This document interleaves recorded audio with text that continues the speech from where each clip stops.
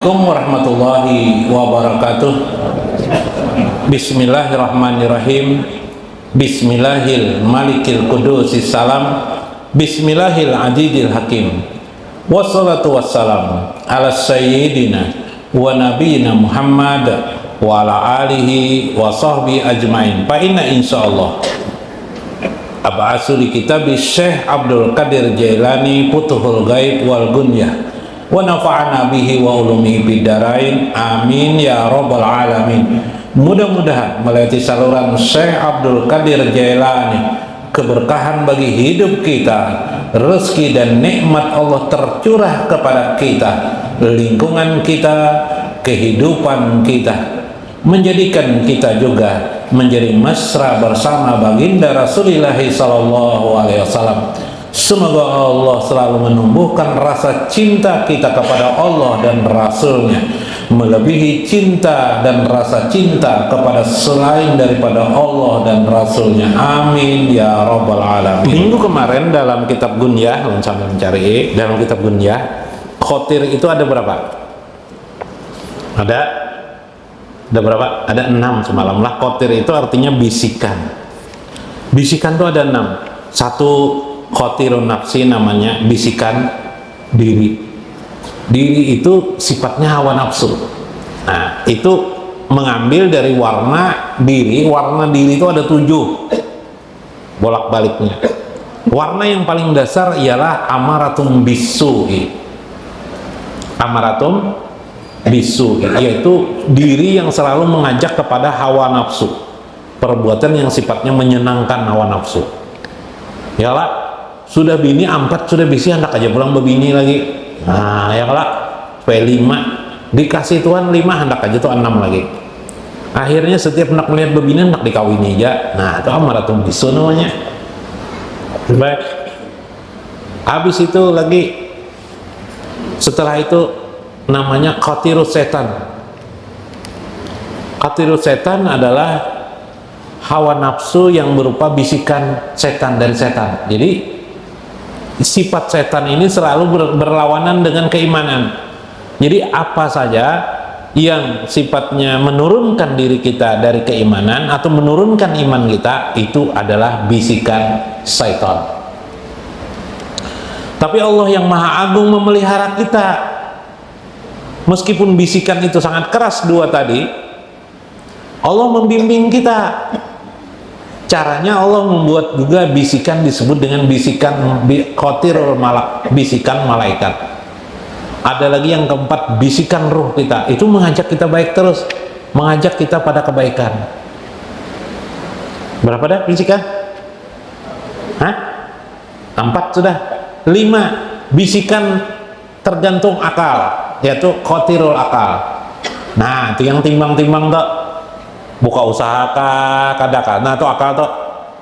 Nang sama paloi tadi itu ada kelak. Anu apa? Ujar guru. Nang tidak bagus itu dibuang aja guru. Buang sampah aja langsung bakantut paloi di pengajian.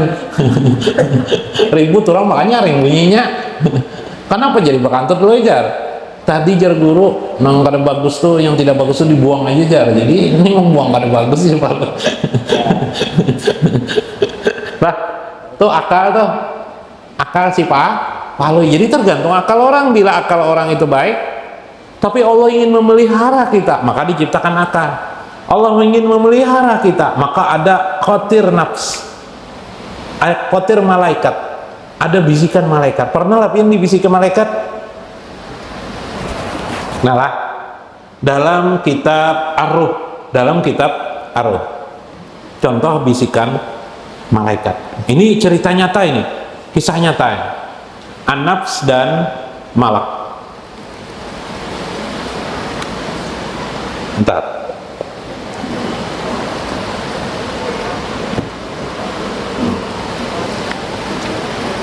Nah, hujan lah, latihan lah, mendangarakannya. Pas saya mendangarakannya supaya takutan hujan.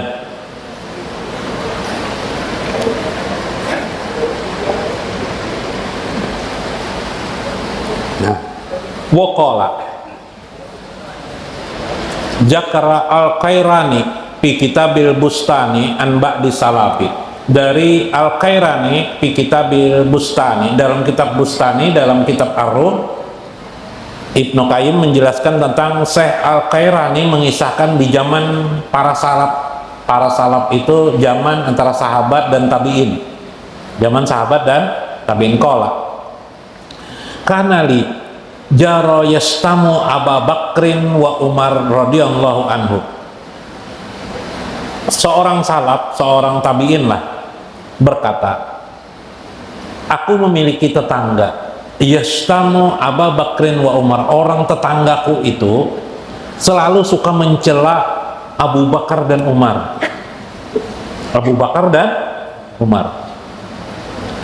Falamma kana jata yaumin aksaru, maka pada suatu hari saya bertemu dengannya, dia masih saja mencela-cela Abu Bakar dan Umar bin Khattab. Fatanawalatuhu wa tanawalu, aku menegahnya supaya jangan mencela-cela begitu, dia malah menyambar. Menyambar itu apa? Meladeni. Akhirnya berdebat, ku tinggalkan debat, kayak itu kan, kayak apa Bib? Bertengkar akhirnya, kayak itu nah bahasa Banjarnya.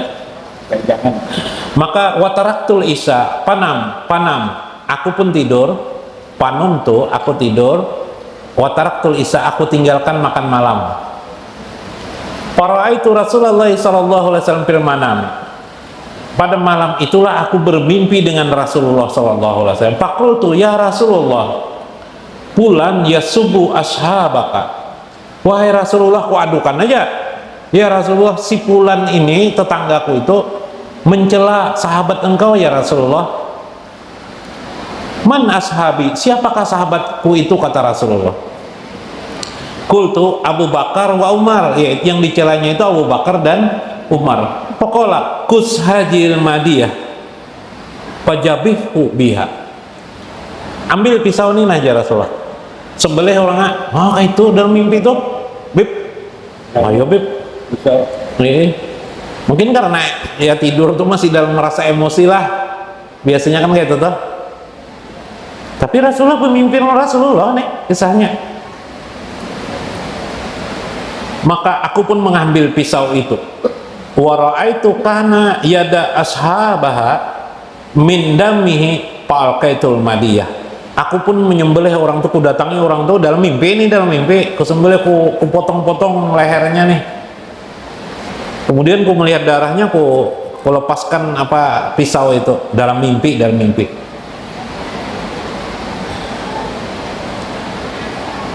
Pantabahtu wa ana asma'u sarah bin nahwi dari. Pada siang hari, pagi hari, aku mendengar orang berteriak. Orang mendengar, siapa yang berteriak itu? Jar aku, maha jasarah. Pas bangun guring juga kan, bangun tidur itu siapa yang berteriak-teriak nih? Kalau kita di sini pakai mikla, innalillahi wa inna ilaihi rajiun, gitu lah. Nah kalau dalam mimpi ini kan orang sana teriak gitu juga kan. Kalau Fulan mata pajah, si Fulan meninggal dunia, terkejutlah aku.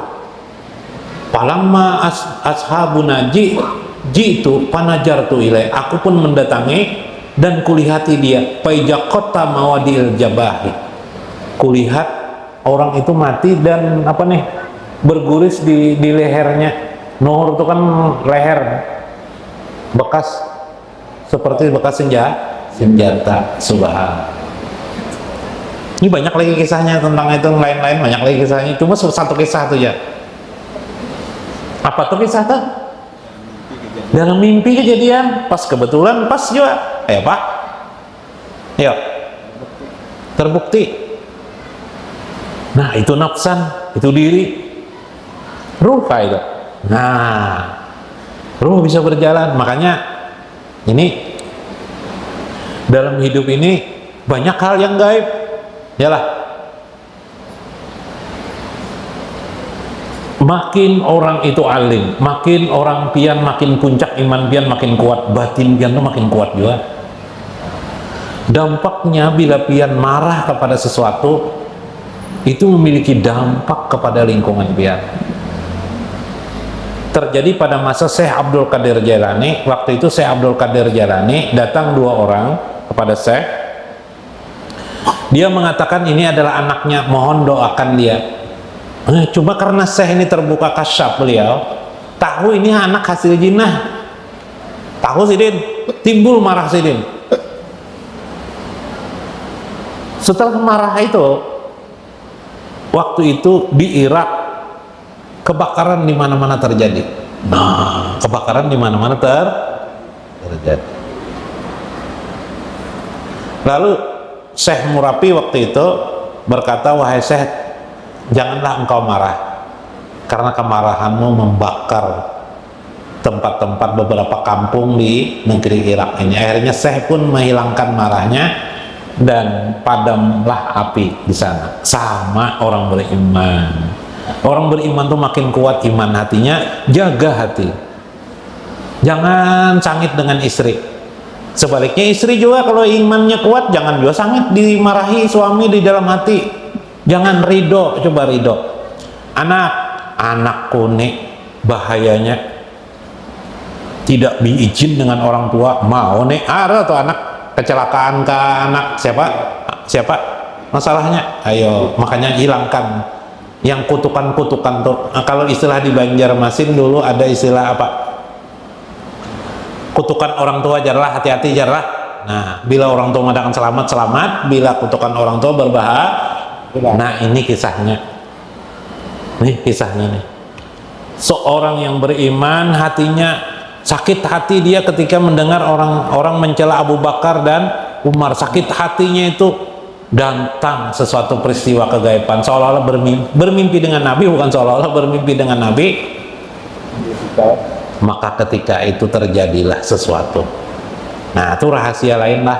Itulah nafsan diri kita.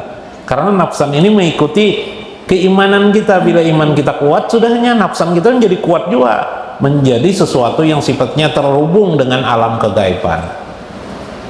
Mudah-mudahan kalian mengertilah. Mudah-mudahan memiliki makna di sini supaya kita terus meningkatkan iman sambil menjaga mulut kita. Mulut kita bisa meruntuhkan iman kita, menjatuhkan iman kita. Mulut kita pula bisa menaikkan iman kepada kita, diri kita. Mudah-mudahan bermanfaat, mudah-mudahan bawa hikmah. Wallahul muwaffiq ila aqwamit thoriq. Assalamualaikum warahmatullahi wabarakatuh.